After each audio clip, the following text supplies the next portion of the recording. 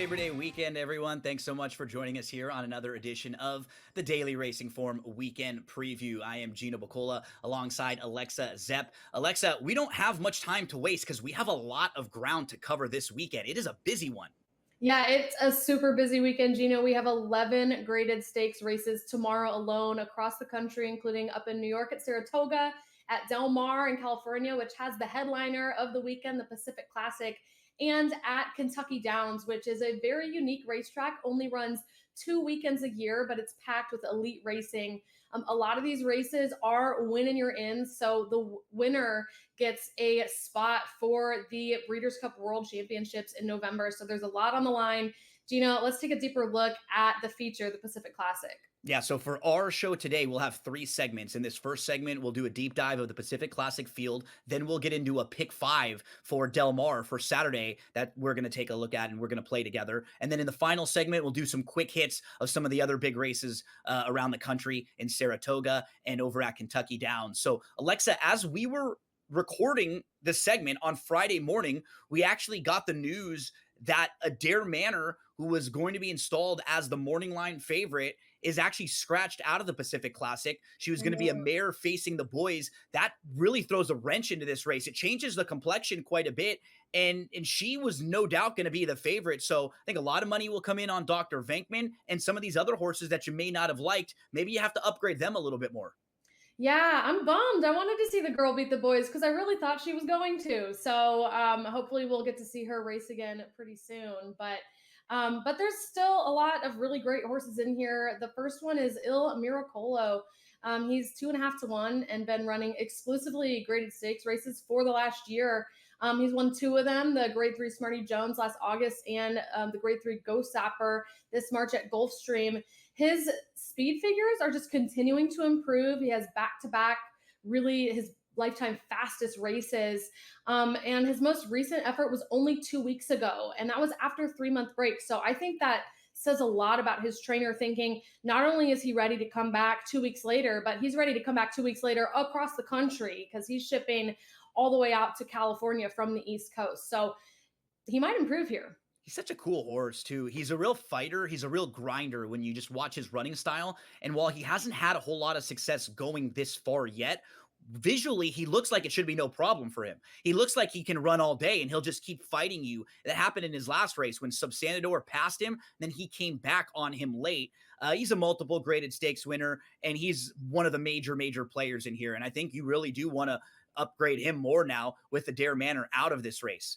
Yeah. So I'll try to sell everybody on the number 2. There Goes Harvard. This is one of my price plays in here. There Goes Harvard won the Grade 1 Gold Cup going 1.25 miles on the dirt a couple years ago. And he's actually the only horse in this field that has a win going 1.25 miles on the dirt. So I think that could be a real key for him late in this race when a lot of these other horses are getting a little bit tired, when they're not used to going this long of a distance and they're getting short.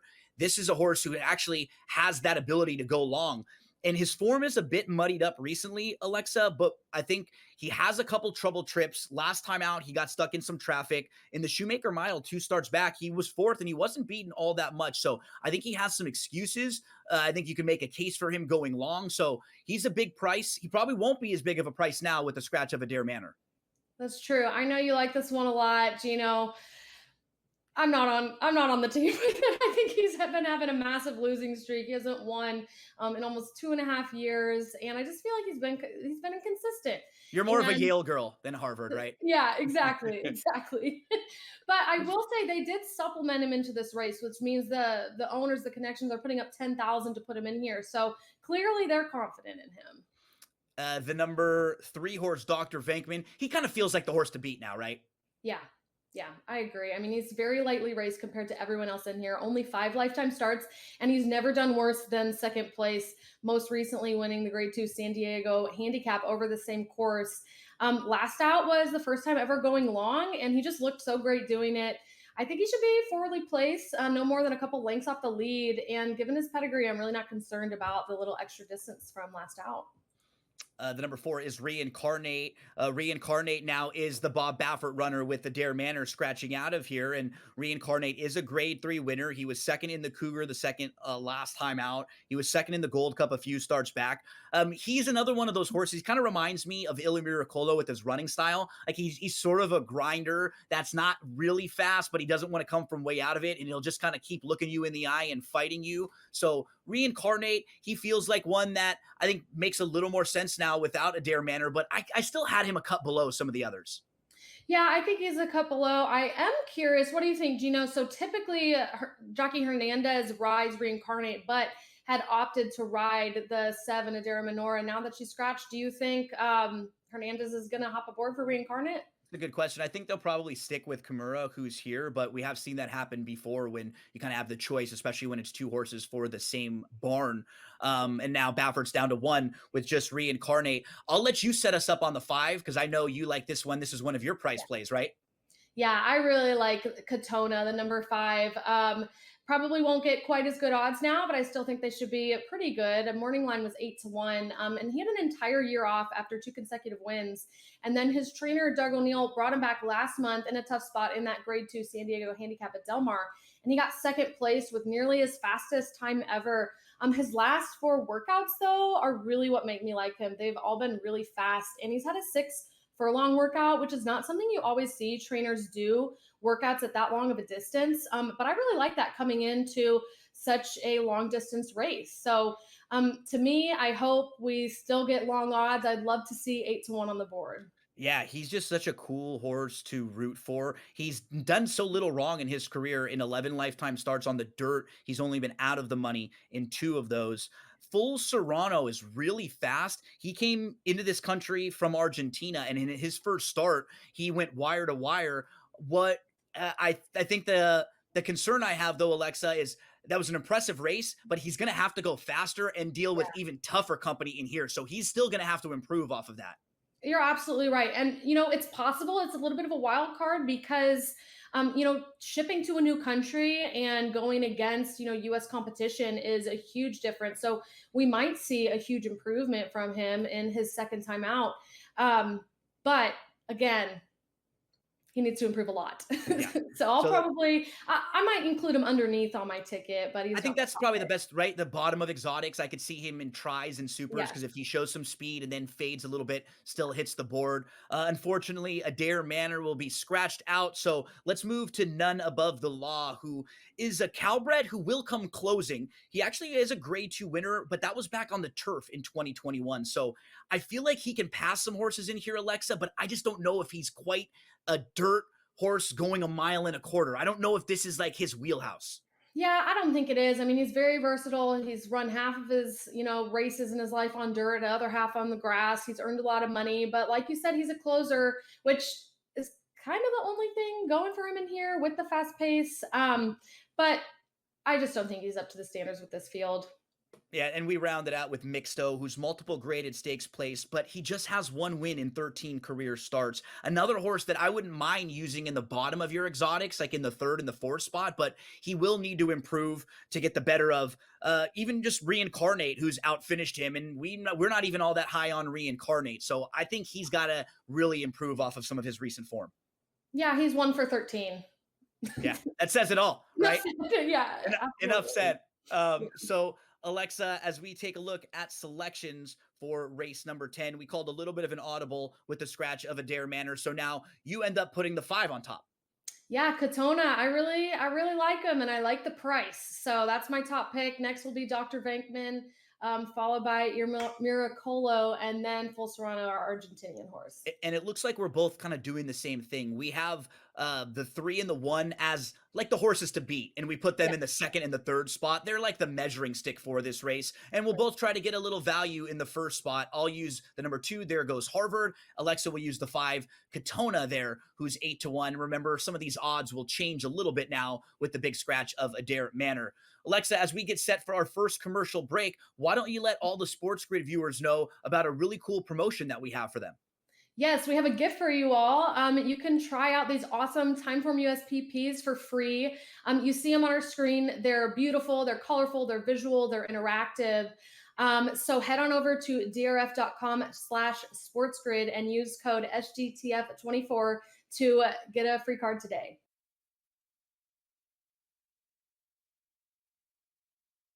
He's blocked well and tries to cut through the middle. Oh! Your gut says Miami is going to win, and you should take the over. Your gut also said your NFT selfies would only go up in value. They didn't. But your head is on SportsGrid and knows the QB is in concussion protocol.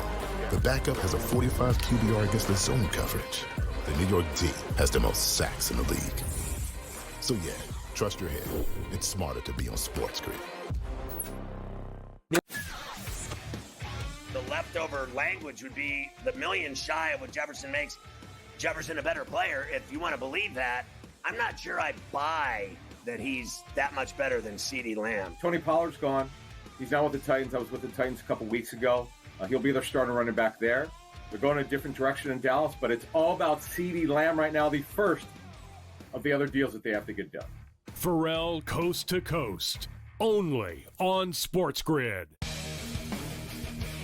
When you're really, really amazing like this, people kind of take it for granted. Same with Ohtani, right? People will sort of see, oh, Ohtani did this, Ohtani did that, and it sort of, becomes normalized a little bit. But to put in context, Aaron Judge joins the 1,000 hit club, reaches, gets it done. So earlier this month, he was the fastest player to reach 300 home runs ever. Sports Rage Late Night, only on SportsGrid.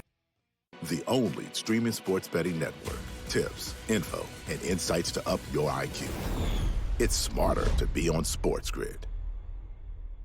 New to the Live Golf Plus app. Watch Live Golf any way you want it. Follow any group. Replay any shot. Anytime, anywhere. Any questions? Watch Live Golf live and on demand.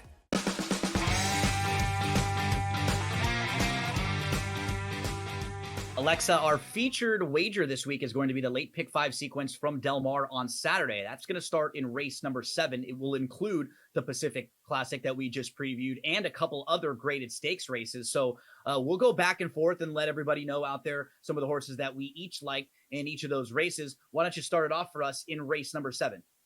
Yeah, race 7 is a mile and a 16th on the turf, so it's a long race. It's for horses that are bred in California. And I like the number 4, Lord Tripping, 10-1 odds. And the factors that drew me to this horse is the improvement that we saw last out compared to his previous race. He got second by just a neck, but improved his time from US speed figures by quite a few points. And, there are a number of things that I think could have influenced that improvement, including him having a new jockey, the fact that the race was a longer distance, or that it was at Del Mar instead of Santa Anita. Or it could be some kind of combination of all of these things. But he gets all those same conditions today and had a really fast work last week to back it all up. I also like the number 5, Don't Fight the Fed, 2.5-1 odds. And this son of Nyquist recently started trying out turf racing. And those have been his best performances. Time from US gives him the best early speed in the race. And while he does like to win on the lead, we've seen him come from a tracking position as well. So I think versatility is going to be really valuable in this competitive race. Both the 9 and 11 are logical. The 9, Pure Madness, won his only start on the turf, stylishly acclaimed. The 11 came off of a very long layoff, and he won on the turf last time out. So they make a lot of sense. The one who's kind of sneaky in here is the 2, McGregor Lake, because he's had a couple trouble trips in his last 2 races on the grass. One of them was going short. One of them was going a little bit longer. He is a closer, so he could get stuck in some traffic trouble. That's an issue with him, but sometimes it actually builds up the price on a horse like McGregor Lake. And as you look at the Timeform US card for each horse, you can see all the different resources, all the different features. It's really cool. It's visual. It helps us get all the information, but also see what the pace will look like in each race. Alexa, why don't you start us off in race number 8? Talk about a couple of the horses that you like in here. Yeah, I like the number 1 in here, Brightleaf. He ran his lifetime best last out for John Sadler and Hronis Racing and won by 4.5 lengths. And he was actually claimed out of that race, which basically means he was bought from that race. So this will be his first start for his new connections. And he's easily the strongest closer in the race. So I think he should be a factor late in the game. But my favorite selection in this race, and honestly throughout the whole card, is the number 9 Fast Draw Munnings. This is just one of my best plays. He's 8-1, and he won a race very similar to this one last year at Del Mar.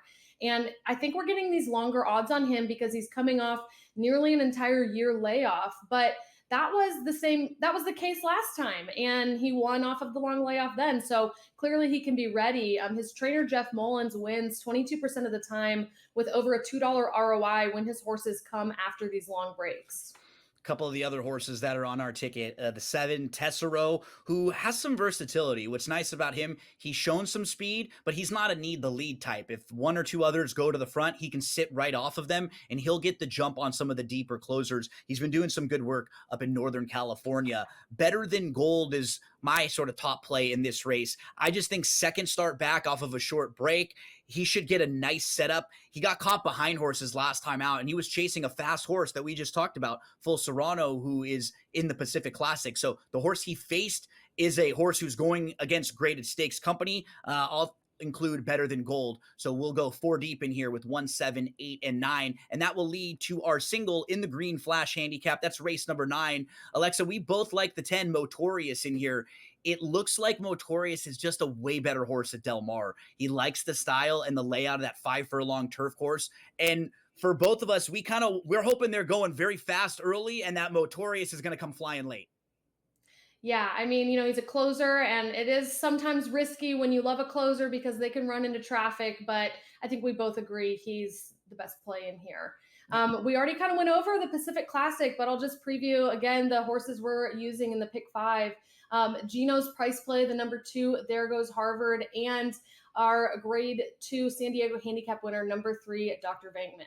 Yeah, and then to close things out, we'll be using 4 horses in race number 11. And I love when they have stakes races at the end of the card because you get to have those really good horses try to close out your pick 4s, pick 5s, whatever you're playing. Alexa and I have a pick 5 sequence.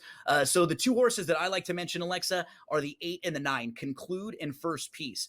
Conclude is a horse who did not show a lot of early speed in his most recent race, but he has before. And I think if they can get back to some of those tactics when he was able to show more speed, he could be really competitive in this race because it doesn't seem like there's all that much early speed in here. So for Conclude and even for the number 9, First Piece, can he just stay forward? Can he be close enough to where he doesn't have to come from way out of it? You see the first endorsement there that shows you that Timeform US, they actually have First Piece picked right on top. So hopefully great minds think alike if First Piece wins, because that's one of our horses. But who are a couple others that we could have, Alexa? Yeah, I really like the number 1, Astronomer. This horse ran a really impressive race last out, and he's quick early. And if you note the Timeform US early pace projector on the screen, you'll see that blue icicle flag at the top that says favors front runners. And that just means there's not a lot of speed in this race. And I feel like when I started becoming the better handicapper is when I could really visualize how the race was going to play out. And that's what you get to do with Timeform US and these tools here. So, aside from the early pace with Astronomer, we've seen him have a decent late kick as well. So I think he can get into a nice position early on and it'll be really live in here. The best thing though are his odds at 20-1. Absolutely worth including on this pick 5 as well as using underneath in your exotic wagers. One last one to include is the number 3, Du Jour, who will be the favorite here at a little less than 2-1. He's won over $1 million running against graded stakes company for the last 3.5 years. So he's experienced against this kind of competition. He's the defending champion of the Del Mar Mile as well and holds the fastest speed figure of anybody in here. So he is a closer though, which is why I kind of want to try to beat him with this slow pace. Well, let's take a look at how it all comes together for our Pick 5 ticket. It is a $90 Pick 5 play here, Alexa. And for anyone who's curious, how do you figure out how much these are worth? You just multiply all the horses that you use in each race. And remember, this is a 50-cent based wager. So we'll use 5 horses in race 7 and then 4 in race 8. 5 times 4 is 20, times 2 is 40, times 4. So we multiply them, we divide it right in half, and that'll get you all set up for your Pick 5 ticket. For all of you who are interested in these Timeform US past performances, these visual past performances, we actually have an endorsement for you, and we actually have an enticement for you. SGTF24. That's the promo code for a free Timeform US race card.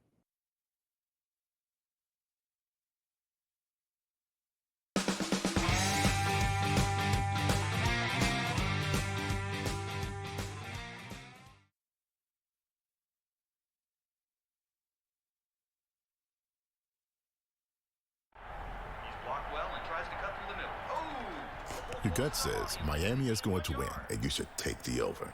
Your gut also said your NFT selfies would only go up in value. They didn't. But your head is on SportsGrid and knows the QB is in concussion protocol. The backup has a 45 QBR against the zone coverage. The New York D has the most sacks in the league. So yeah, trust your head. It's smarter to be on SportsGrid.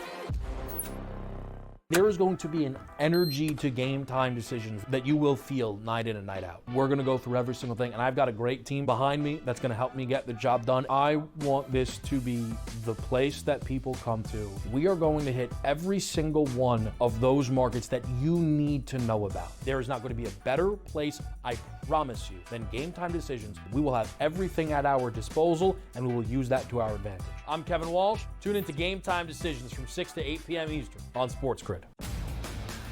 Carlos Alcaraz has won the last 2 Grand Slam titles at the French Open on the clay and at Wimbledon earlier this summer. He enters as the favorite. You have a bunch of depth there. Francis Tiafoe, Ben Shelton, they will likely play in round 3. The winner would play Djokovic most likely, which would be an incredible match. I like Ben Shelton as a sleeper. If Djokovic is hurt, you never know. I think Shelton could actually be the guy that gets hot. The conditions favor him. The early line, only on SportsGrid.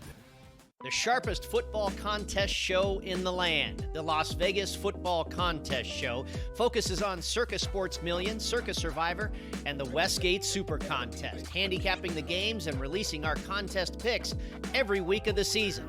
With 2 former Super Contest winners, Brady Cannon and James Salinas, a former NFL player, Mike Pritchard, and over $1 million in contest prize money won combined, the Las Vegas Football Contest Show will have you prepared this season like none other.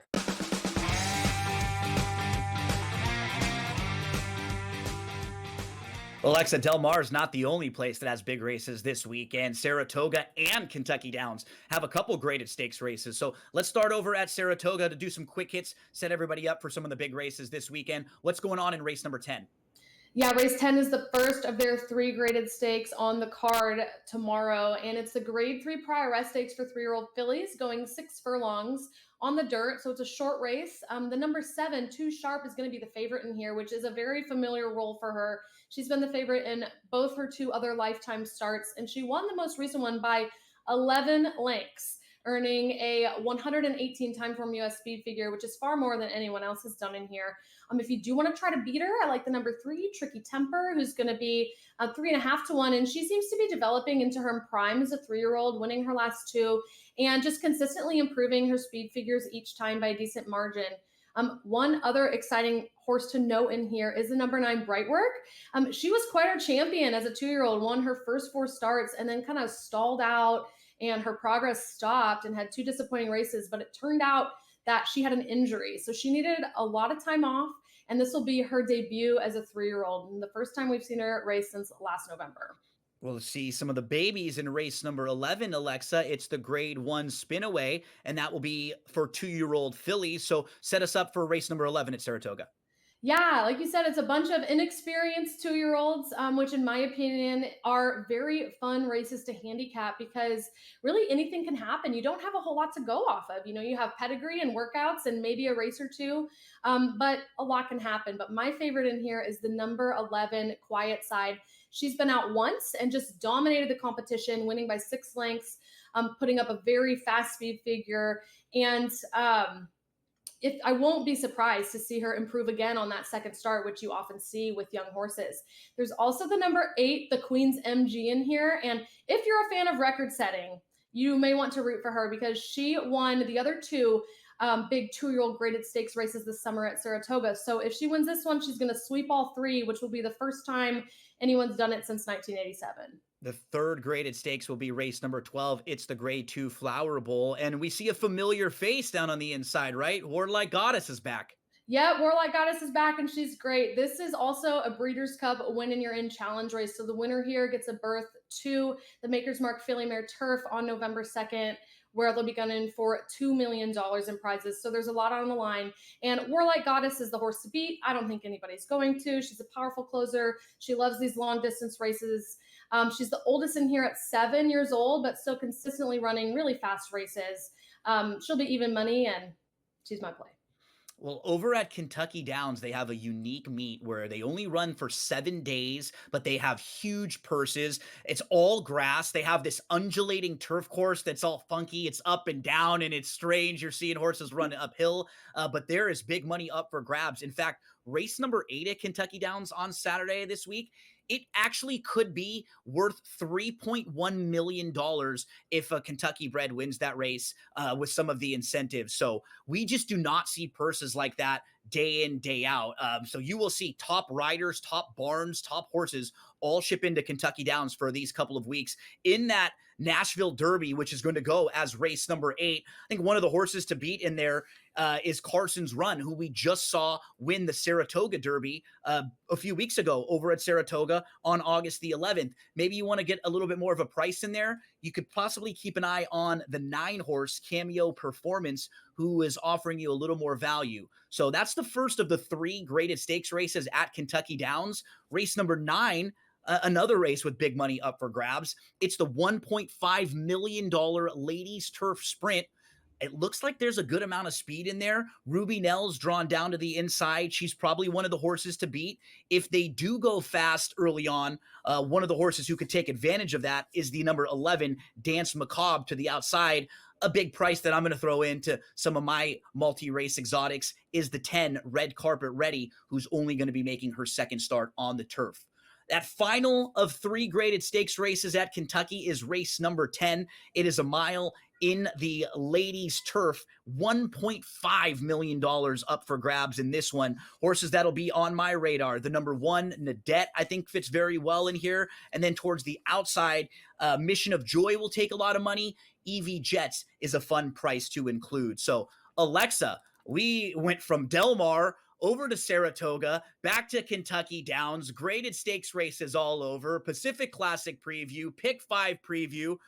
Good thing they pay us by the word, right? We covered it all. We hit a lot of ground. Now, as we get set to say goodbye to everyone, we want to let you know and remind you that these really cool past performances that we were showing you, you can actually get a full card of these for free. Alexa, why don't you let everybody know once again, one more time, where can they get that? Absolutely, yes. For all of our SportsGrid viewers, just head over to drf.com/sportsgrid and use code SGTF24 and get your free card. Good luck to everyone. Thanks so much for hanging out with us on the Daily Racing Form Weekend Preview.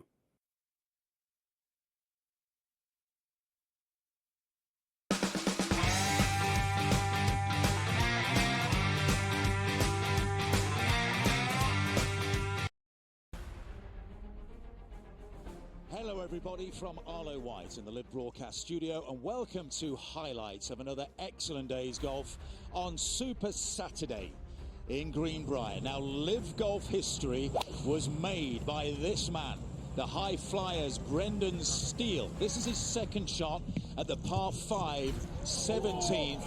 In it goes, the first albatross in league history, and it's Brendan Steele who is all smiles. Cam Smith teed off at 18 today. He made a par there, then proceeded to card a 27 over the front 9 holes to briefly take the lead. This is his third at 12. An eagle for Cam there, but he was overall level par through his last 8 holes and his 3 off the lead. Brooks Koepka is seeking a 5th Live Golf title. No other man has more than 3. A pair of 64s for Brooks. He's 12 under par. That was his birdie putt at 18. But today was all about Jon Rahm, who is hunting a second straight win in the Live Golf League after his first victory at the JCB in the UK, and he's also hunting down Waco Neiman for the overall title of Live Golf League champion for 2024. A remarkable round of 62 today for Jon Rahm. That was his second into 17. This is his tee shot at 18. And you wouldn't bet against Jon Rahm going back-to-back and taking a lead into the final regular season event in Chicago in 3 weeks' time, seeking a first prize of $18 million. And he rounded things off superbly with a birdie putt at the first, an 8 under par 62 today. Jon Rahm will take a 2-stroke lead into Championship Sunday. Ripper lead the team comp by 1.